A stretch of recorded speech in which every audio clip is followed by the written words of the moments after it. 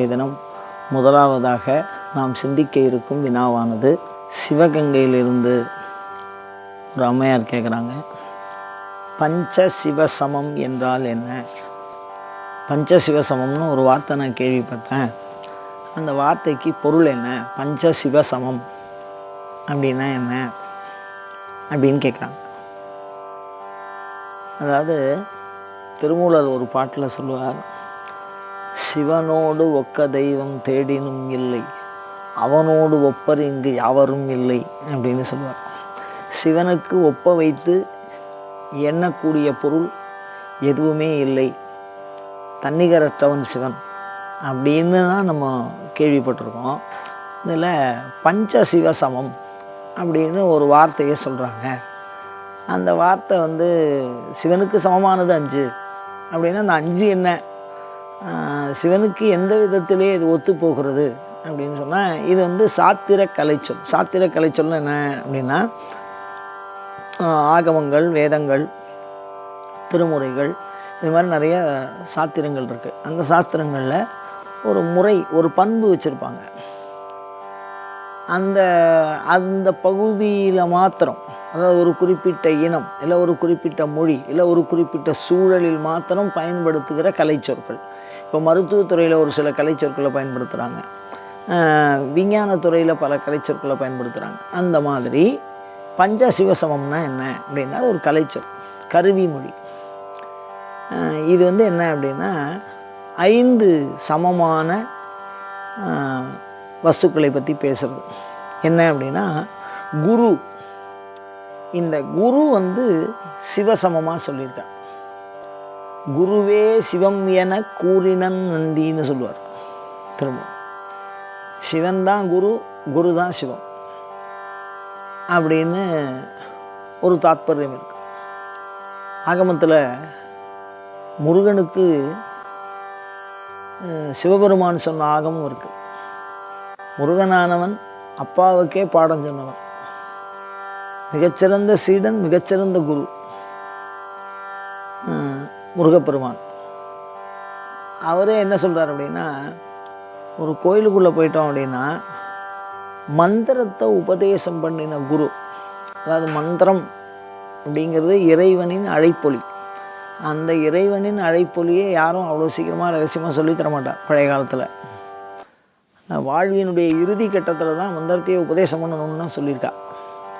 அந்த மாதிரி ஒரு உபாசகர்கள் அந்த மந்திரத்தை விடவே மாட்டார். கரம் தேகி சிரம் தேகி நதேகி சோடசாட்சரி அப்படின்னா, கையை வேணாலும் கொடுத்துரு, தலையை வேணாலும் கொடுத்துரு, ஆனால் சோடசாட்சரி அப்படின்னு சொல்லக்கூடிய அந்த 16 எழுத்துக்களை சொல்லி கொடுத்து விடாதே அப்படின்னு இந்த வாக்கு நமக்கு எடுத்து காட்டுகிறது. தலையை வேணாலும் கொடுத்துரு அப்படின்னா அவ்வளோ முக்கியம் அந்த மந்திரம். அதனால் அந்த மந்திரத்தை சொல்லி கொடுத்த குரு நாம் வணங்குற அந்த கோயிலில் பார்க்குறோம் அவரை அப்படின்னு சொன்னால், அதாவது நமக்கு சொல்லிக் கொடுத்த குரு, உபதேச குருன்னு பேர். அதுவும் மந்திர தீட்சை பண்ணி வச்ச குரு அப்படின்னா, முதல்ல குருவை வணங்கு, அதுக்கப்புறம் சுவாமியை வணங்கு. ஆகமத்திலே இப்படி இருக்குது. அதனால் சிவசமம் குரு. அதே மாதிரி மந்திரம் அப்படின்னு சொல்கிறோமோ இல்லையோ, அதுவே சிவசமமானது. குரு எப்படி சிவசமமோ அது மாதிரி மந்திரம் சிவசமம்.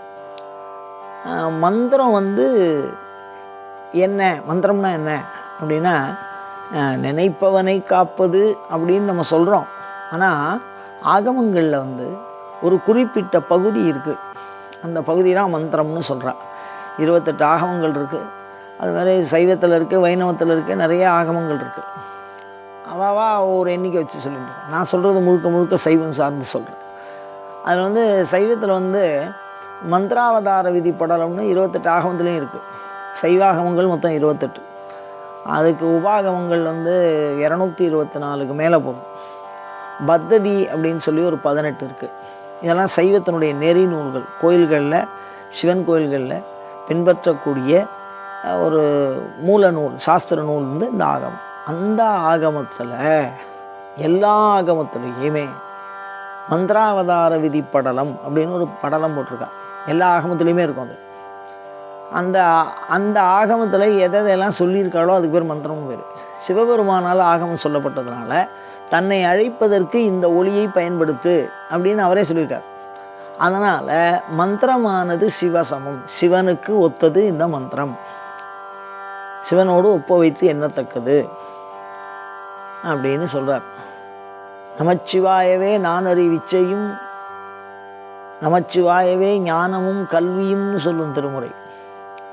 அதனால் இந்த மந்திரம் இருக்கோ இல்லையோ, அந்த மந்திரம் சிவசமமானதுன்னு சொல்லு. இப்போ முதல்ல குரு சிவசமம்னு பார்த்தோம், மந்திரம் சிவசமம்னு பார்த்தோம். அதுக்கு அடுத்தது என்ன அப்படின்னா யத்னம் சிவசமம்னு சொல்லியிருக்கு. யத்னம்னா என்ன அப்படின்னா முயற்சி. வள்ளுவர் சொல்லுவார் முயற்சியை பற்றி, தெய்வத்தால் ஆகாது எனினும்னு ஒரு வார்த்தை போடுவார். வள்ளுவருக்கு கடவுளை பற்றியோ இல்லை அதை பற்றின தன்மைகள்லாம் தெரியாமல் இல்லை. பின்ன ஏன் சொல்கிறார் அப்படின்னா முயற்சியை உயர வைத்து பேசுகிறார். அந்த முயற்சியை வெளிப்படுத்த வேண்டும். அப்படி முயற்சியை வெளிப்படுத்துவதற்காகத்தான் தெய்வத்தால் ஆகாது அப்படின்னு ஒரு வார்த்தையை போட்டு எனினும் அந்த அடுத்த வார்த்தையை சொல்கிறார், முயற்சி தன் மெய் வருத்த கூலி தரணும். முயற்சியானது கண்டிப்பாக அதனுடைய பலனை கொடுத்துருன்னு சொல்கிறார். அந்த மாதிரி மந்திரம் சிவசமமானதுன்னு சொல்கிறோம். குரு, அதை உபதேசம் பண்ணின குரு சிவசமமான வஸ்துன்னு சொல்கிறோம்.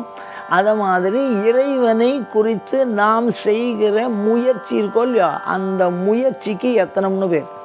அதாவது வழிபாடு, பூஜையாக இருக்கலாம், தியானமாக இருக்கலாம், ஜபமாக இருக்கலாம், ஹோமமாக இருக்கலாம், கோயிலில் போய் வழிபாடு பண்ணலாம். இதை மாதிரி எதுவாக இருக்கட்டும், இறைவனை குறித்து நாம் செயல்படுகிற அந்த முயற்சி, அதுதான் எத்தனம். அந்த எத்தனம் சிவசமம்னு சொல்கிறார்.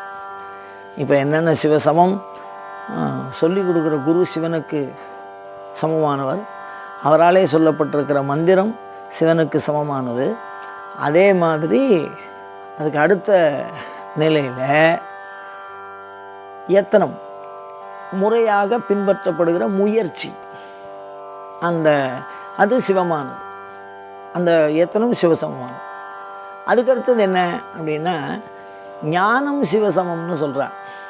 ஞானம் சிவசமம்னா என்ன அர்த்தம்னா சொல்லி கொடுக்குற குரு, சொல்லி கொடுக்கப்பட்ட மந்திரம், அந்த மந்திரத்தை வழியே செயல்பாடு, இந்த எத்தனம்.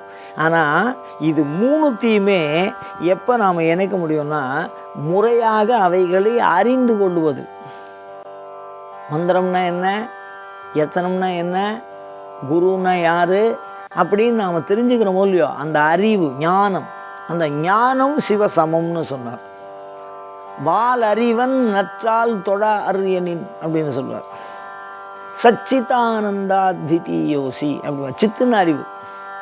அப்போ அந்த அறிவு ஞானம், இந்த ஞானம் சிவசமமானது. இப்போ குரு சிவசமமானவர், மந்திரம் சிவசமமானது, யத்தனம் சிவசமமானது, ஞானம் அறிவு சிவசமமானது. இவைகளை ஒன்றாக இணைத்து ஒரு சீடன் பெறுகிற அனுபவம் சிவம்னு சொல்றார். சிவம்ங்கிற சொல்லுக்கு அனுபவம் அப்படின்னு ஒரு பொருள் உண்டு. சாஸ்திரங்கள் அப்படிதான் சொல்லியிருக்கு. சிவங்கிறது அனுபவம். என்ன அனுபவம் அப்படின்னா துக்க நிவர்த்தி அனுபவம்.